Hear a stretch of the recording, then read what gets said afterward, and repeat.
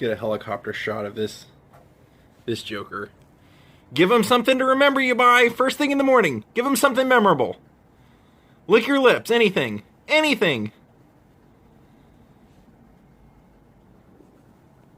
Don't you realize, Ja, that you are an online sensation?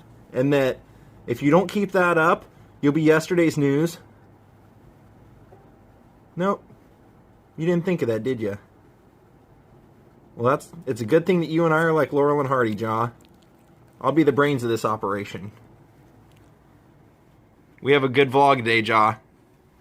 And you know what? Not only is it super interesting, but it's the old building that I used to work in. In fact, it was one of my first jobs here. Let's go! Good morning, Days with Jordan the Lion.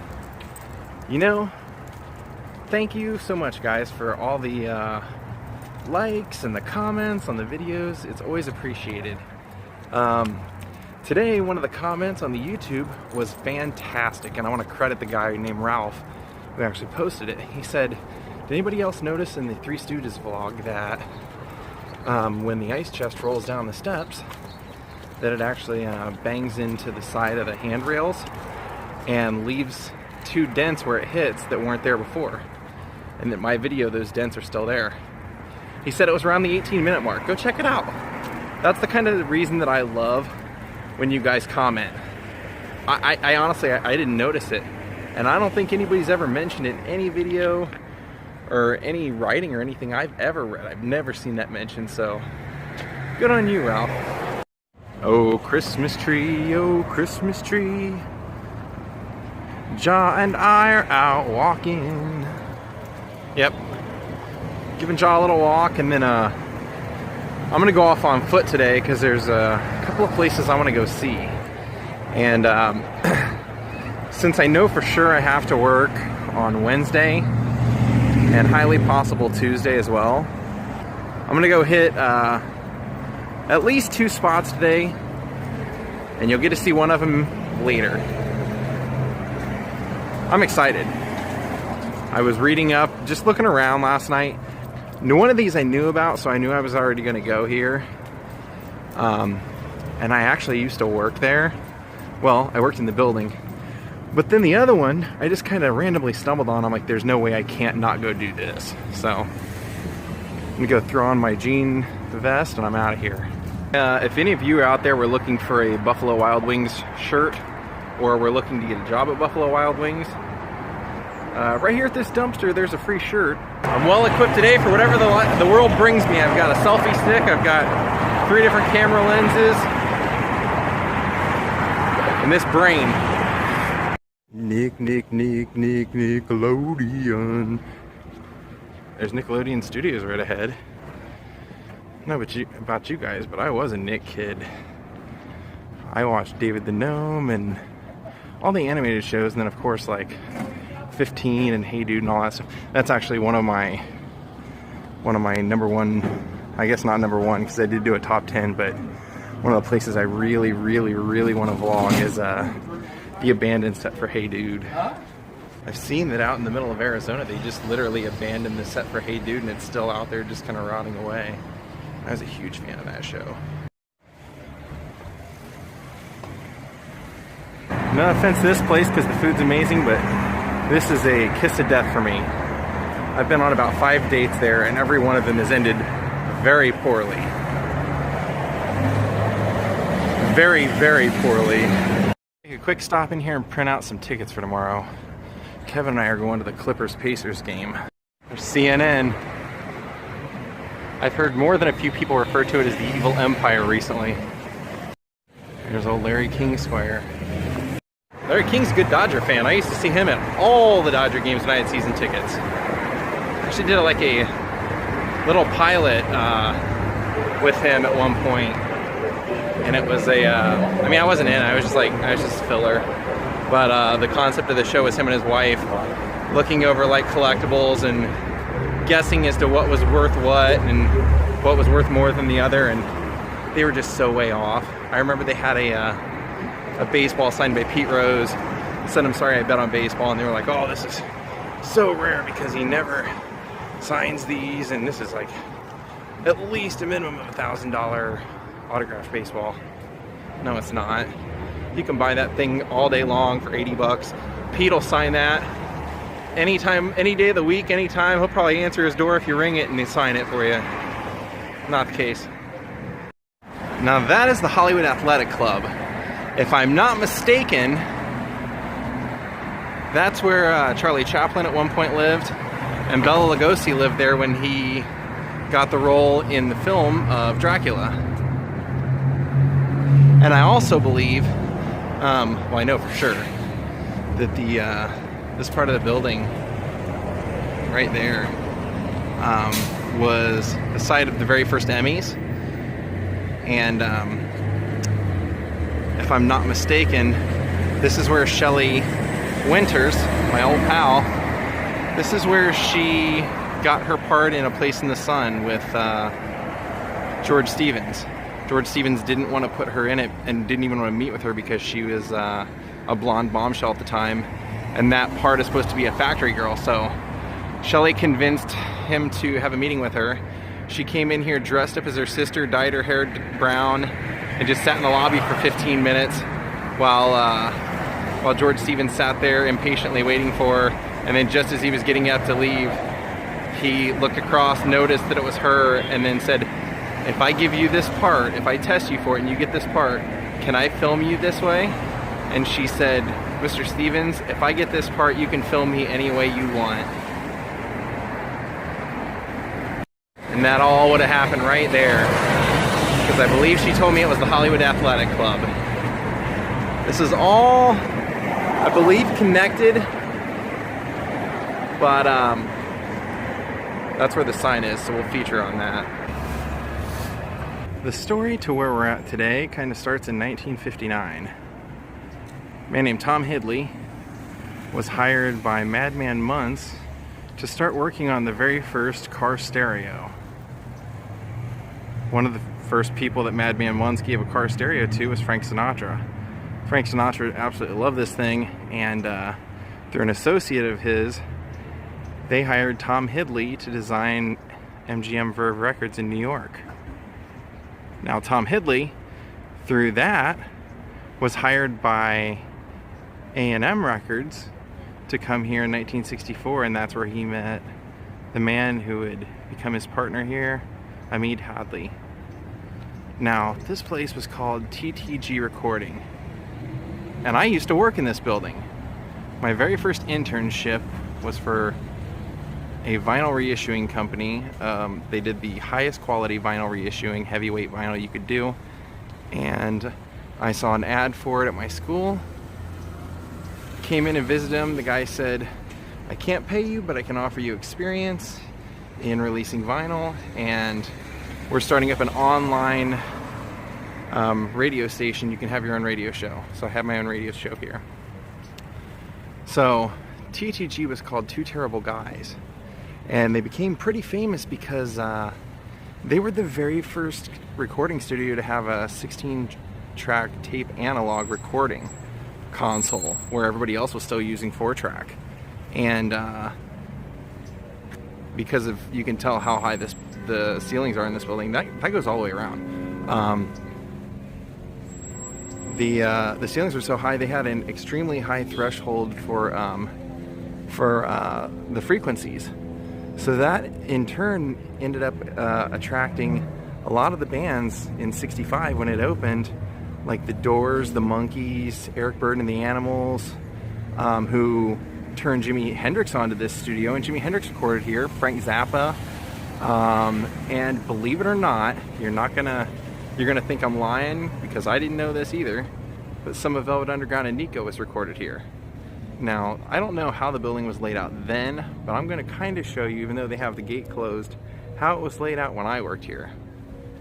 And I'm also gonna tell you about, I'm gonna list all the albums that were recorded here, because it is vast. Now, when I worked here, this, you see like some old cars here, but it was a ton more of them, a ton of them. I mean, this entire parking lot space back here was just piled with old cars. And you go in that door, and to the left was where I worked. I worked in here. And to the right here, it was, and I don't know if it still is, I assume by all the chairs it still is, it was Josh Abrams' studio. And at the time I worked here, he was recording the Vandals, Stained, Limp Bizkit. He was doing the demos for Rooney that eventually got Rooney signed. And like I said, I worked in here. I worked on this side, and I actually recorded a song here. It was either Thanksgiving Day or Christmas Day. I was going through a depression with a girl that I had the hots for, and I wrote her a song and gave it to her, and I recorded it here. So just to tell you some of the famous albums that were recorded in here: Mothers of Invention, Freak Out, Animalism by The Animals, The Doors, Eric Burdon and the Animals, Winds of Change, Mothers of Invention, Absolutely Free, Velvet Underground and Nico, Strange Days by The Doors, Love Is by The Animals, Motherly Love, I Ain't Got No Heart single from Mothers of Invention, Jimi Hendrix Experience at TTG Studios. And you know what the weird story is that we actually, when I worked here, we reissued some of Jimi Hendrix records. We reissued Axis Bold as Love, we reissued a bunch of his 7-inch singles, and a Christmas 7-inch. And when his sister, who controls his, basically his company, when she came here to meet with us, she told us that, she told us stories, well, she didn't tell me, but she told Neil, and I forgot about this. Neil reminded me when I told him I was coming today, because Neil Jones, who you hear me mention, was my boss here. Not my, I mean, he was the head of production, and when I was an intern, I was assistant to production and assistant to marketing, and then I was eventually forced by the owner to do shipping, because he was firing the shipping guy, of who he always just verbally abused when they worked here.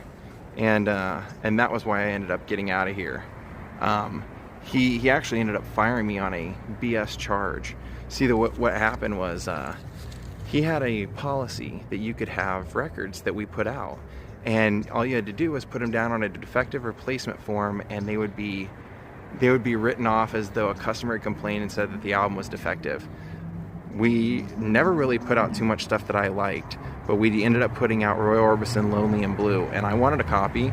Neil was like, yeah, go ahead and take it. Just put it on a defective replacement form. I did that. Within a couple of days, the owner was being even meaner to me than usual, the same way he'd always done to shipping guys, and the shipping guys had always quit, except for the one that he fired right before me.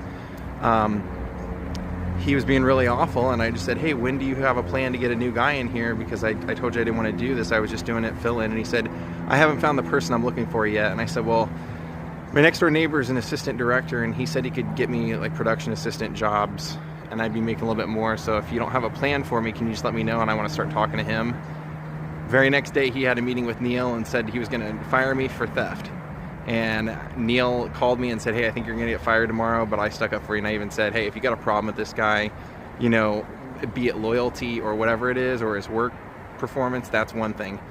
But you and I both know you're doing this because he wants to find a different job. So that was how I ended up leaving here with a Roy Orbison record. And then the guy ended up, the record company basically, I think he ran it into the ground and ended up having to sell it to his number one nemesis. Oh, but let me get back to a few other records that were recorded here before we get out of here. The Velvet Underground, What Goes On, Jesus 7-inch single was done here. The Doors, Waiting for the Sun. Linda Ronstadt's Hand Sewn, Homegrown. Frank Zappa, Hot Rats. Neil Young's self-titled album. Frank Zappa, La Rancha de Chunga.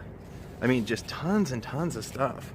Even, I think a Marvin Hamlish thing was done here. Jimi Hendrix Rainbow Bridge was here. Glen Campbell, The Last Time I Saw Her. Frank Zappa, Chunga's Revenge. Mothers of Invention, Weasels Rip My Flesh. I actually had to print these out because there were so many I couldn't remember them all. Little Feet, Sailing Shoes. Yeah, and The Entertainer by Marvin Hamlish. So that's the story of TTG Recordings. Look them up, and I believe that the Josh Abrams is still here. That used to be the smoking section for us. I'm not absolutely positive, but I believe that when the place that I worked for left this building for a different space before they closed, that the recording studio that was in here ended up taking over the whole thing. So, and they appreciated the history, so that's pretty cool that now there's still a recording studio here where once one of the most influential psychedelic recording studios ever was. And did I mention the Monkees? Little band that influenced the Beatles. You guys will get that joke. Well, I managed to uncover a few pictures of Jimi Hendrix and his band, Frank Zappa, and the Doors all recording here at TTG Studios that I decided to include here so you could get kind of a picture of the way the inside sort of looked. I also found a few pictures of some of the old master tapes with the original TTG logo for Frank Zappa, the Doors, and I'm going to go ahead and include here a bunch of the albums that were recorded here. Some of my favorite records, actually. Almost all of these I've owned at one point or another.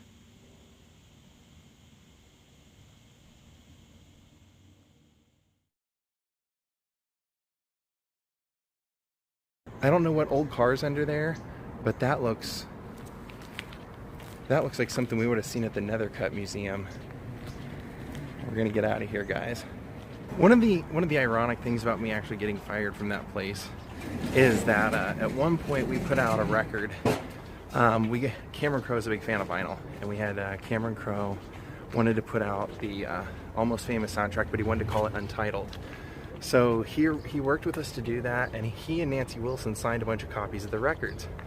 The head of the sales department was going to mail these out as like surprises for his good customers, where he would, you know, people that in foreign countries that bought a lot of his product for their stores, he was going to send them to them. And then he noticed that some of the records had vanished. They showed up down at an old record store called Aaron's Records down here that's no longer here. And when our owner went down there and talked to them, he found the guy that bought the records, the buyer that day.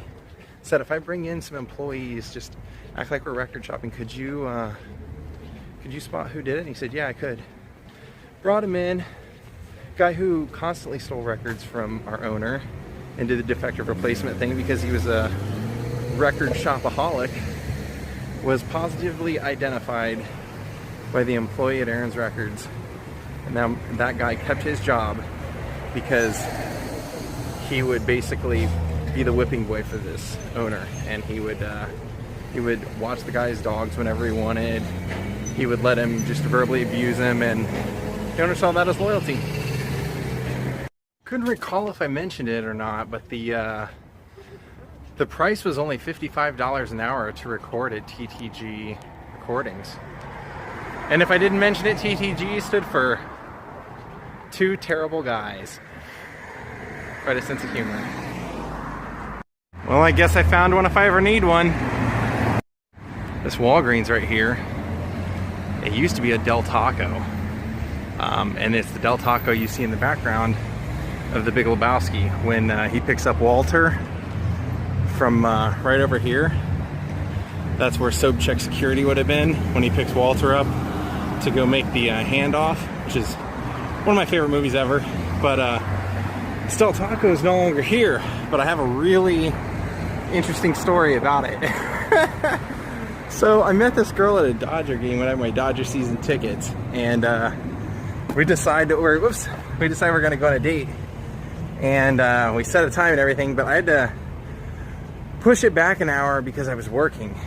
And she says, I text her and say, hey, can I push it back a little bit? I'm not done working yet. And she goes, yeah, no problem. I'm just gonna go into Del Taco and get something to eat. About 30 minutes later, I get a phone call from her.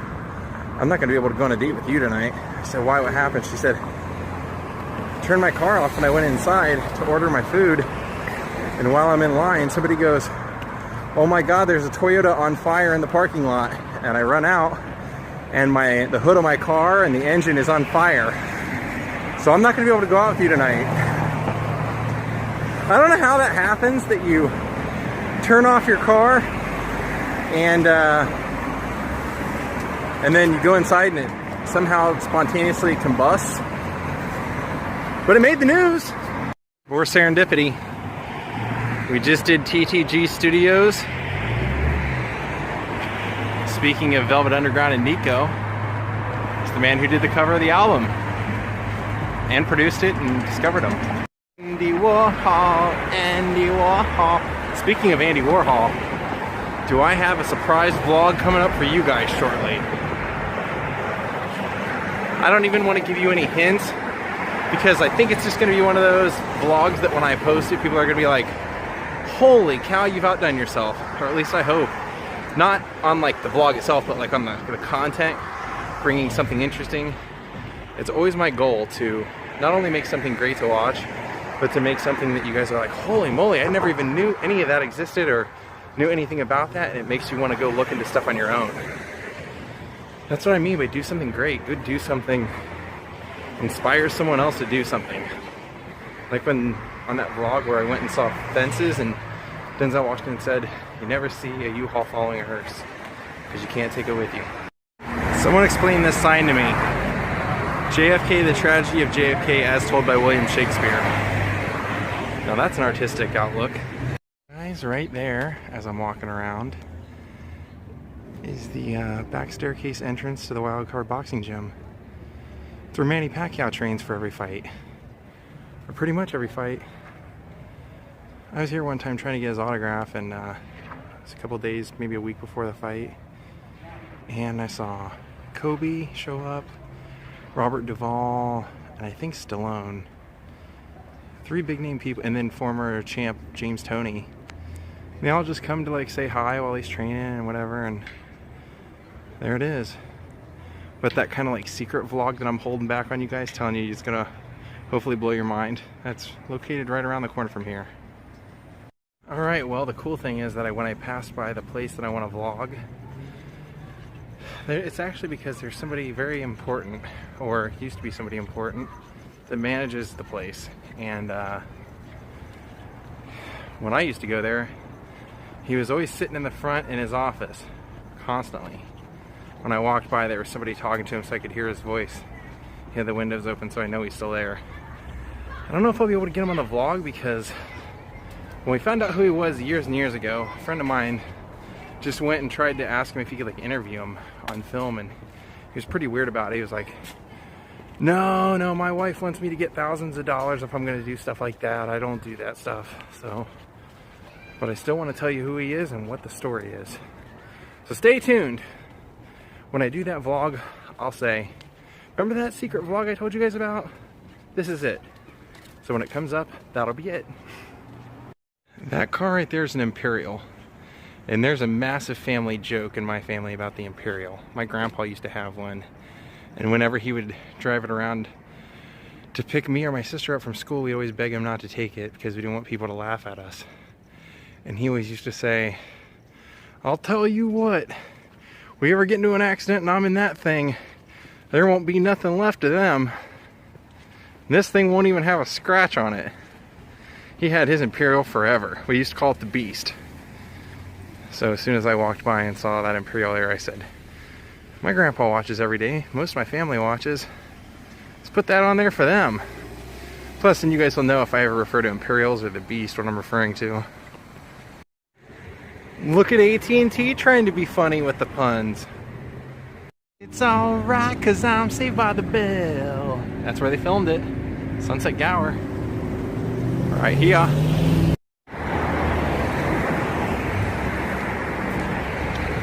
There's the front entrance for Hollywood Gower.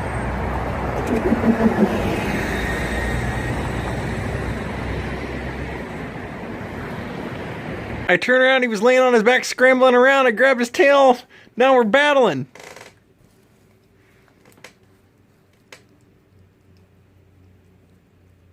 Did you guys miss him? Did you guys miss him on our trip today? John, I think they may have missed you. Did you miss them? You did? You missed everybody? You did? You missed everybody? Oh, I saw the tail. Yes, you did. Well, I'm going to be playing my own music here, so if you don't want to hear it, shut it off now. I felt like since I recorded a song inside the TTG building, what better way to end the vlog than play that song? I'm not always going to play my music for you, but the person who I mailed off the CD and record to sent me an email today and said they loved it and gave me a really great review for it, so I just figured, heck, Since this song kind of fits into the vlog, I'll go ahead and attach it to this right now. Enjoy, guys. Maybe we could walk to France, and I could watch you write your favorite masterpiece, and every song will echo through me, trembling and vibrating, soft and free. And if I never get it right, at least I'll never know.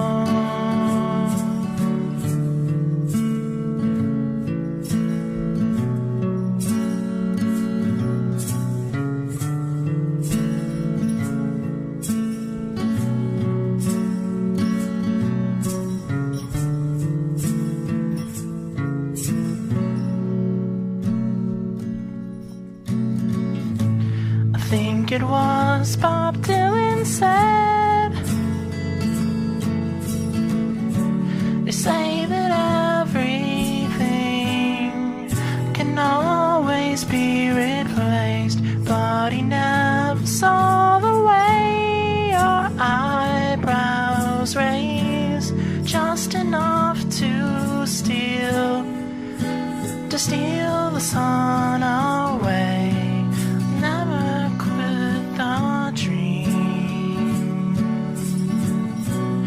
of the ways I'd like to fly, and I'll quit dreaming of all the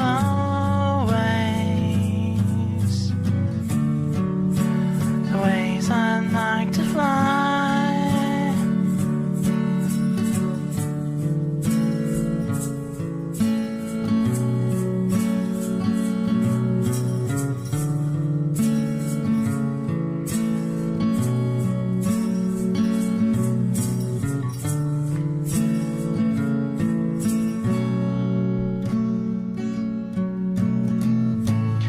I can almost see my reflection now. My hope keeps bending on the crest of almost breaking. I'd love to stare upon you now, with all the clouds and smoke to all surround you, and I'll count the beautiful things and be glad to be alive. Count the beautiful things around and be glad to be alive. Maybe we could walk to France, and I could watch you write your favorite masterpiece, and every song will echo through me, trembling and vibrating, always soft and free. And if I never get it right, at least I'll never know.